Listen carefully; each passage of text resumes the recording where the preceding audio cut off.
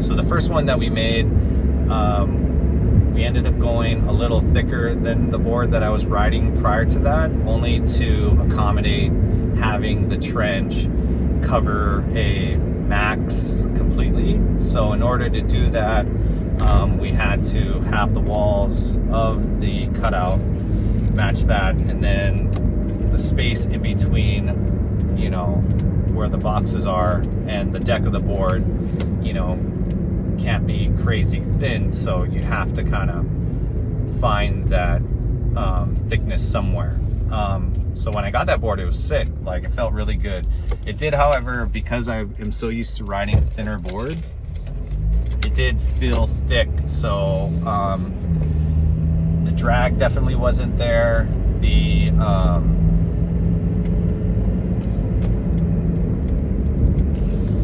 drag definitely wasn't there. And then the thing that kind of threw me a lot too, in a positive way, was how responsive it was.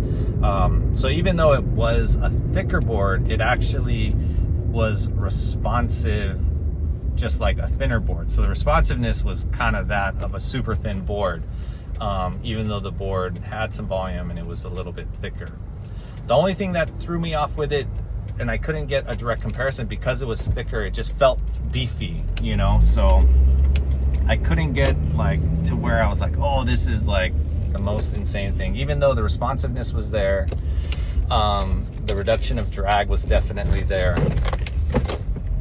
So then fast forward to what I'm on right now, which is basically the same exact board that I was riding prior to any of these cutouts, as far as thickness and everything, but now it has a track.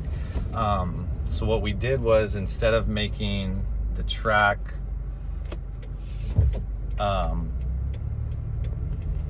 thick enough to cover a whole max, it actually covers most of it. It would probably cover a little bit more than a slim, and I would say like 3/4 of a max, but still getting a huge reduction in drag, that's for sure. And to date, this board is one of the best, you know, high performance boards that I've ridden, because it's basically what my high performance board is, but with a cutout, which is awesome.